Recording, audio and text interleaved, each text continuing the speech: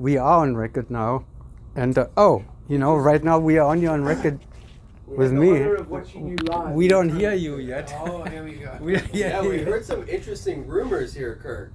So what's the rumor? We heard that Anna she couldn't finish the commitment to the new XP4 lineup, and they were looking for somebody to fill in. And don't tell. There's a new member? There's a new member, and he's a very strikingly good, shorter German man that might be holding the camera right now. Okay. Don't tell, I had to pay $1 million to get that shot. Welcome to the club! Yeah. SDC Rhythm XP. So you paid $1 million to Gary Smith to have him in the lineup. I wish. Yeah. So if I had $1 million, I would. All right, what's going on? Where's Chris? Speaking of $1 million, because this is an expensive sport, Chris is on a work call right now with his. He's doing some contract work, so his manager scheduled a meeting, so he is downstairs on a call. Yeah, Gary, are you stepping in for him in the tunnel too? In the meantime, I'm too old. I'm too old. No. He's doing good, and we've actually finished. The session's finished, except we're doing a couple of two-ways now. Mm-hmm. We're going in about 10 minutes. So what brought Gary Smith to Paraclete with SDC Rhythm XP? This is like 5 years in the making. Yeah. Every year I've asked Gary to come work with us, and he's been obviously very, very busy. And it just happened to be serendipitous this year that he was available with our schedule, and we made some changes and brought him in, and it has been incredibly beneficial, and we are very, very happy with everything. So can't wait to work with him more throughout the year. So I hope there's no misperception. You may think that hiring Gary Smith puts you then automatically on the Hayabusa level. So you just have to work with him and then bring. Yeah. Oh, all right. Well, good. So how are they doing?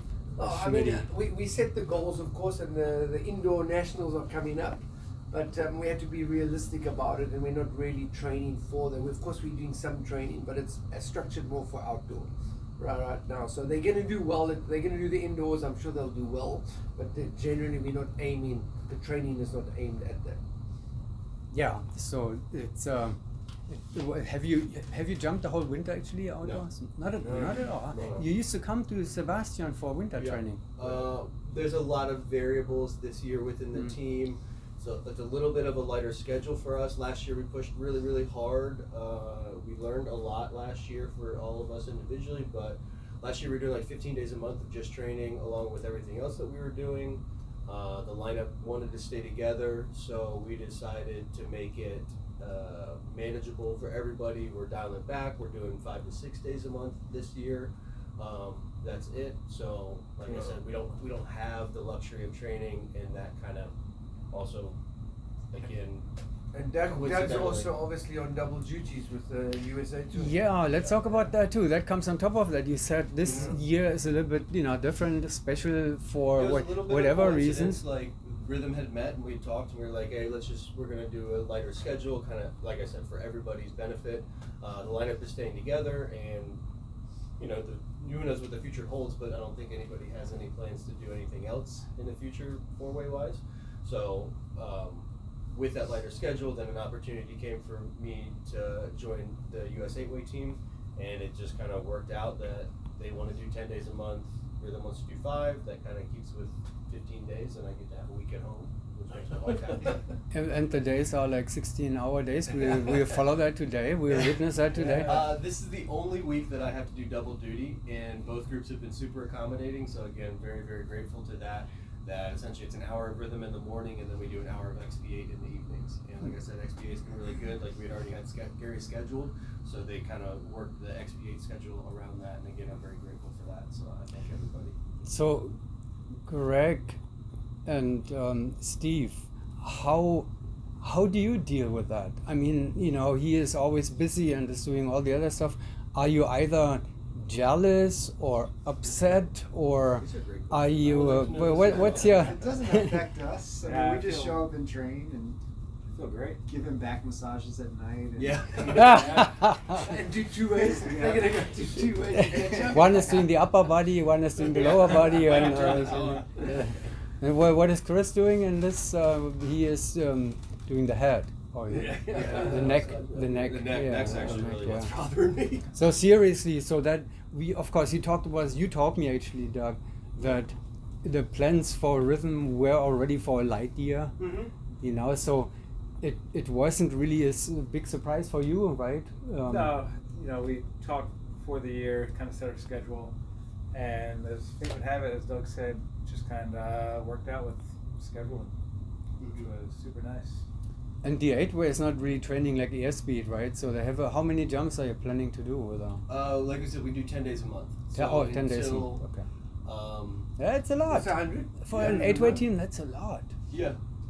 And like I said, everybody on the 8-way team, obviously 8-way is very, very challenging because there's 8 different schedules, and most of us are either have full-time jobs outside of it or are working in this sport. So like Carl, I feel for him. He's still an EMT and he's driving an ambulance, so we have like these 4 days this week, and then he goes back to Greensboro and drives an ambulance pretty much like 4 12-hour shifts, and then he'll be back here on Monday to train again next week with us. Kirk and Gina are obviously working in the sport. Jen's still flying helicopters for the Army, so like managing all of that, our scheduling meeting was actually pretty easy, and we just work around each other's schedule, and it's good to have 8 individuals that understand that and are open to how we can be creative with making everything happen. 11 plus, your team. Yeah, with these guys as well. Yeah, you have a lot I of. was like, hey guys, can we do this and have this in the morning and that. And again, everybody is, at least to me, everybody's respectful of the asks and understanding, and so it makes it a lot easier when you have your friends on the team. They actually care and want to see you succeed. So I'm grateful for all of that.